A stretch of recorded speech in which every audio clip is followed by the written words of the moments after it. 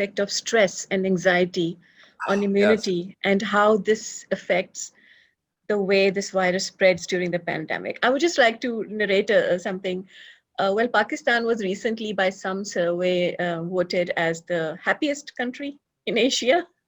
And people Nice. over here have like a almost a cavalier attitude, like don't care, and which is bad because it's hard to get them to follow SOPs, but they make a joke out of everything and a meme out of everything. And I think that has actually helped people not to get too stressed. And once we got them to observe some sort of SOPs, it helped them to keep their immunity up and fight. What do you think about that?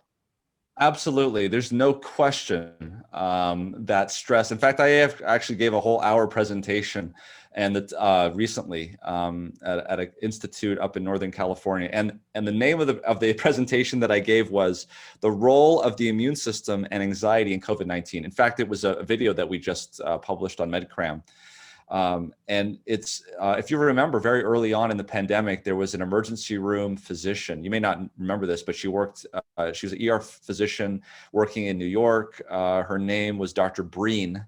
And she had been in the ER, inundated with these patients coming in, dying one after the other.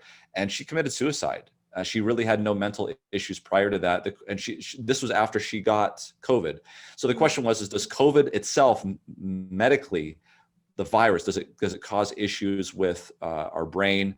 But then also just the pandemic and the stress from that. So they've done some studies. Just in June of last year in the United States, 40% of people in the United States reported struggling with mental health or substance use, 40%. And even 11% of people in the United States seriously considered committing suicide. So this is a huge problem of stress, fear, and anxiety. And for us in the United States, consider the fact that it was an election year. Consider the fact that the stock market was going up and down, and consider the fact that students weren't in schools, they were at home. That was causing stress. It seemed like it was coming from all angles. But there's some very good data that shows that stress increases cytokines. Cytokines, of course, make things worse. And so the very thing that you want to not have, which is stress when you're under a pandemic situation, is going to actually be one of those things that's going to make things worse. One of the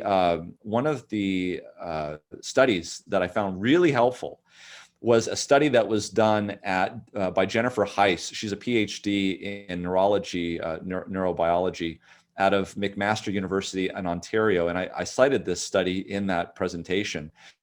And what it shows, really interesting, is that doing moderate exercise 3 times a week, 20 minutes a day, not only completely eliminated in her study, the depressive symptoms, but also reduced cytokines. There's a well-researched relationship between exercise and stress. Yes. And it may not be intuitive to what you may think.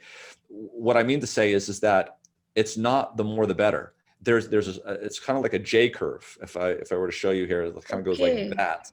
Yeah. Where if you start to do moderate exercise, your stress and anxiety levels go down. But the more exercise you do, like when you start to approach a marathon runner, it goes up and gets worse. So it goes up at what level? Like a marathon runner, literally? Yes. Yeah. So yeah, absolutely. And so in her study, this is what she did at McMaster University, which of course is a university with students on it. I'll tell you here what she did. She had 3 groups in her study. It was the last 6 weeks before the exams. And so students are obviously very stressed out. This is major life things for them. They need to do well in their exams. And she randomized them into 3 groups. Number 1 was placebo. That was the control group. Number 2 was moderate continuous exercise training. And so this was for 6 weeks.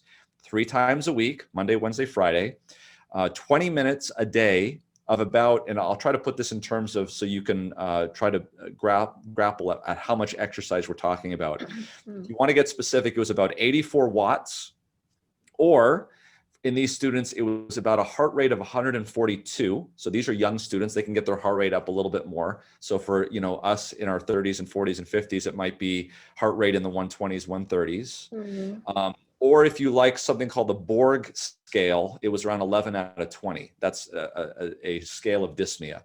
That was the second group. The third group was the high intensity training group. Mm, Again, 6 weeks, 3 times a week, Monday, Wednesday, Friday, 20 minutes. But instead of 84 watts, it was mm, 155 watts, or getting your heart rate up to 174. So that would be like 150s, 160s, and a Borg of 15 out of 20. So what did she notice? At the end of the 6 weeks, she looked at two things. She mm, looked at depression, anxiety, and all of these kinds of things. And then she actually looked at biochemical markers like tumor necrosis factor and mm, IL-6. So what she found in the first part was, first of all, the surprising thing was that depression scores went up dramatically in the control group, going from the last 6 weeks of school to the very end of school. So that stress mm, over just a 6 week period of time increased stress, anxiety, perceived depression, all those sorts of things.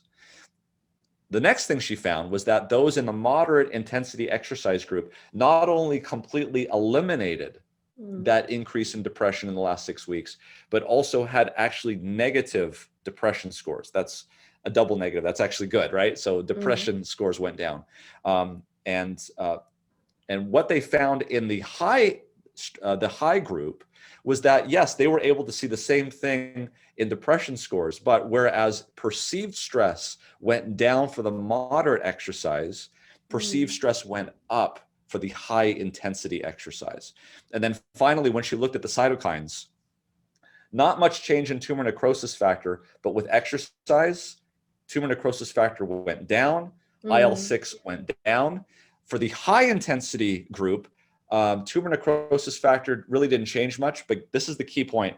mm. IL-6 went up. And of course, we know that IL-6 is one of the major problems in cytokine storm with COVID-19. That's Yeah. what tocilizumab is directed Mm, against. And so my take from that is getting into a regular 3 times a week, moderate, you don't have to do a lot, moderate exercise can go a long way in giving you sanity during this type of pandemic, and also give you more protection from an immunological standpoint, so that if mm, your IL-6 levels are already low, and if you mm. were to get COVID-19, that increase wouldn't go as far as it would otherwise.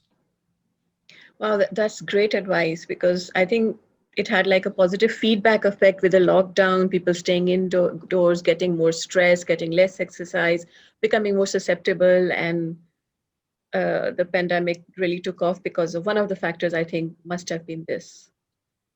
Yep, So absolutely. the time just flew by. It has been 1.5 hours since you've been with us, and Yeah.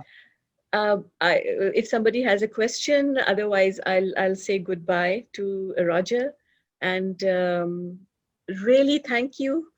I just sent a random email and you accepted it and you were kind enough to come on